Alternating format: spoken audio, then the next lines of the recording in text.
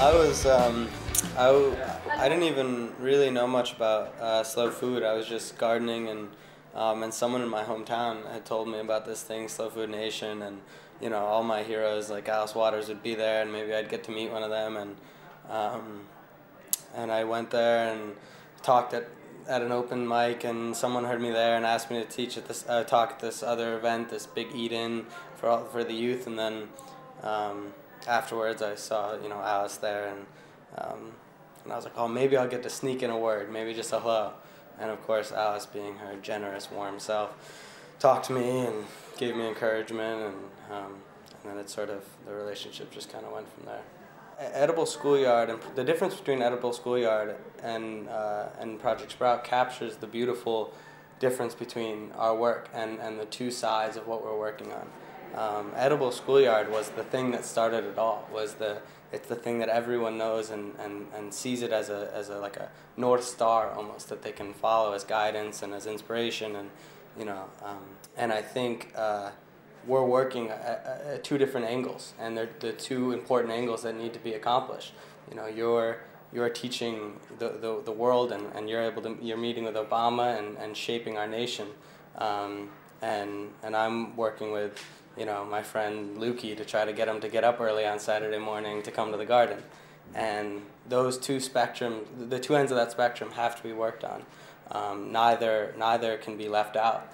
And Edible Schoolyard and Project Sprout, for me, capture those two sides. The Edible Schoolyard was something that came into being from the outside, and from the biggest possible vision of how to change the food system. I think what's going to happen next is that many people who both have been influenced by your example, but many young people will see that big idea and be able to really go right ahead and do it in their schools. I mean, it's incredibly hopeful for me to see the project that Sam's involved with and have him come to Terra Madre and speak to the assembly here, the biggest assembly of people, and to have people respond in the same way I have. What's going on right now is a whole reimagining of living on a farm, or producing cheese, or going fishing. It's become a kind of rich cultural experience that is bringing people from the city out to the farms. I mean, it's kind of amazing that it's been reversed in this very short period of time. And I think, in a way, it's just because we've been so disconnected to our culture and our agriculture. Well, I've seen, like, the first year of Project Sprout, after that first summer, we had a new school year, and we were thinking, oh, new ninth graders that might get involved. And one timid ninth grader stepped out and started to come to meetings and started to come to the garden. And then the next year, it was three ninth graders who were like, I want to get involved in Project Sprout.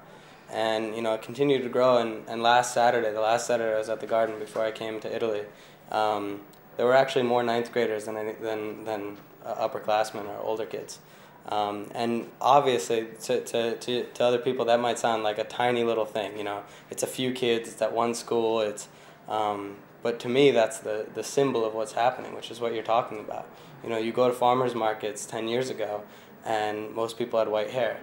And at my farmer's market now, half the people are just fresh out of college, and it's slow work, it's slow food, it's inch by inch, it's step by step, it's school by school, kid by kid. But I don't think we've ever been at a point where we're more sort of confident that at least what we're doing is leading to a pretty big change in our country and in the world.